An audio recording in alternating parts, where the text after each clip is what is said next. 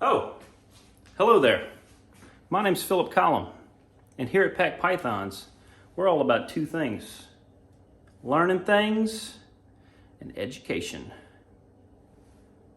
And you can trust me because I am wearing a tailored suit that I paid $3.50 for at Goodwill. It was supposed to be a lab coat, but I didn't feel like spending $13 on a lab coat, so this is what you get. Okay, so today we're going to learn about genetics. And we're going to learn about genetics in a way that I have never personally seen and that I've always been interested to fully understand. So I have been doing a ton of research, and I plan to show this off in a way that you've probably never seen. We're not looking at Punnett squares and how certain genes combine to produce other genes. We're going to use some examples of genetics that I have here in my collection, but we're going to look at the micro scale of what's happening in the DNA in order for us to get the outcome that we get. Sometimes that happens through animals inheriting genes, and sometimes that happens spontaneously. And we're going to dig into why that happens in a series of videos. We're going to cover recessive genes, codoms. We're going to cover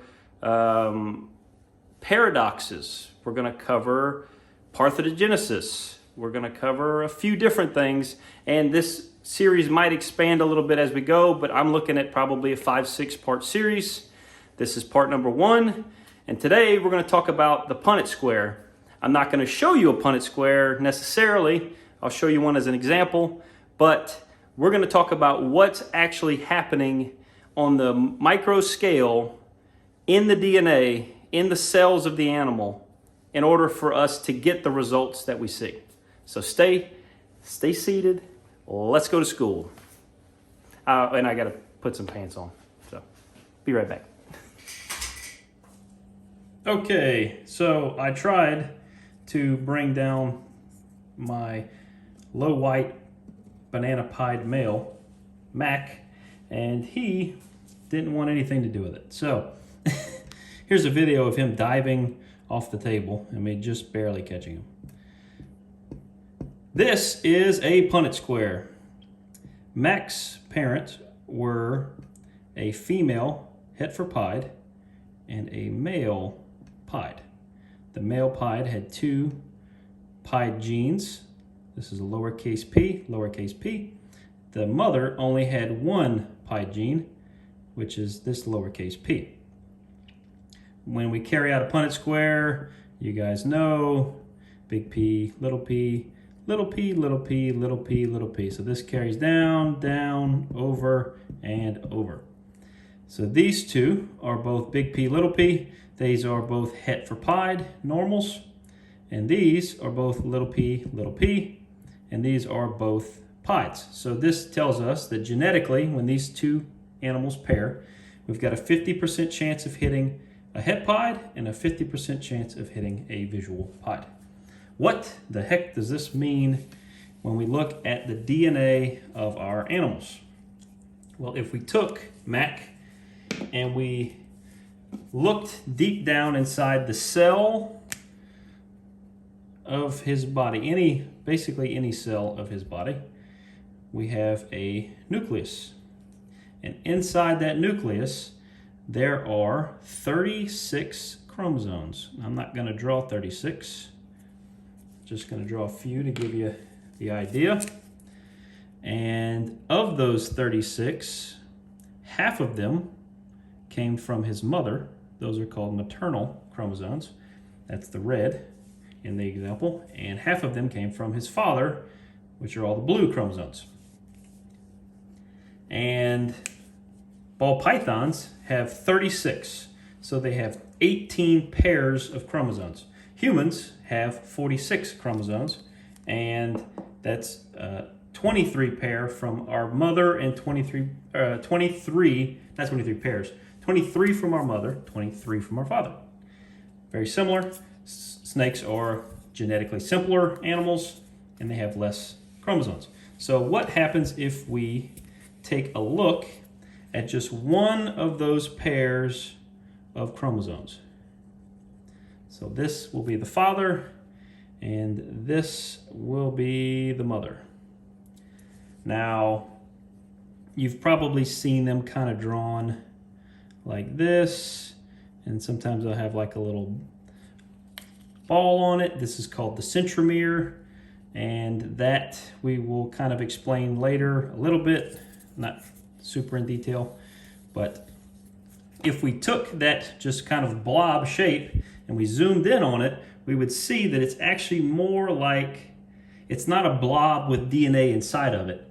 It is DNA in a tightly wound spool, almost like a ball of yarn. And if we unwound that yarn, we would see that it is just a simple strand of DNA. Now, these two chromosomes that we've drawn side by side are corresponding chromosomes. So they effectively carry the same list of genes. Now, if we stretch this out into one long strand of DNA, that strand would be broken up into segments, and we call those segments genes. So when we talk about a specific gene that is inherited, it will be a specific segment of the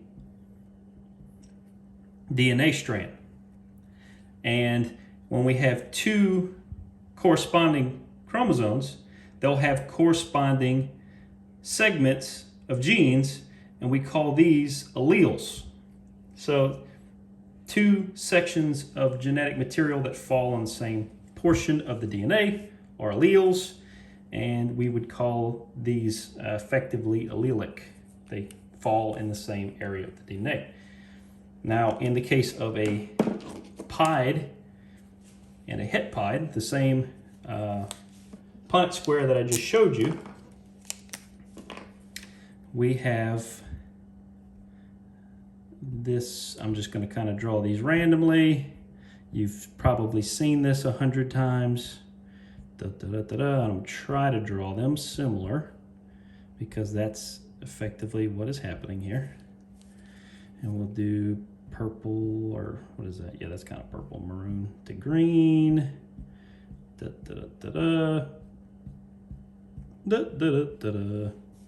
And then we have also some blue. Oh, I put them out of order. Actually, sometimes that happens, but we won't talk about that today. And blue can go to bright red. So this is kind of what it would look like. So in the case where these two match up, these two sections, what's going on is this section represents the pied gene, or at least it represents at least the pied gene. Certain sections of DNA have multiple purposes, and what's going on inside of that cell, inside of the membrane, is the cell is replicating sections of this DNA. So it'll take one half of this section and it'll create a section of, I think it's RNA, messenger RNA or something to that effect. If I can figure out what this is called, I'll put it down the bottom. If not, it's kind of insignificant. It's effectively just a copy of one side of the DNA, and then the cell uses this to create a string of proteins that will turn into a cluster of proteins, and those proteins go out and serve some purpose in the cell or in the body of the animal. And in this sample, that would happen to go and affect the pigment of the animal.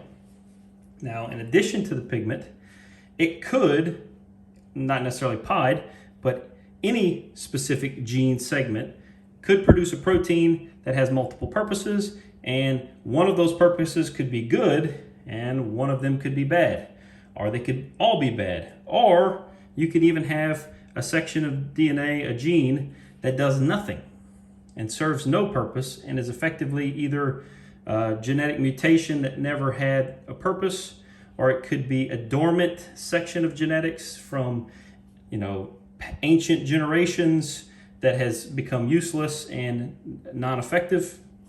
But the moral of the story is both of these parents, the father and the mother, produce a pied gene. Those genes correspond, and that produces a protein that affects the visual pigment of the animal. It affects the phenotype of the animal.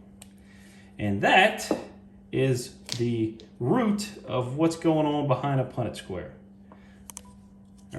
I will turn this camera around real quick and we will wrap this up. All right, guys, I hope you found that as exciting as I did.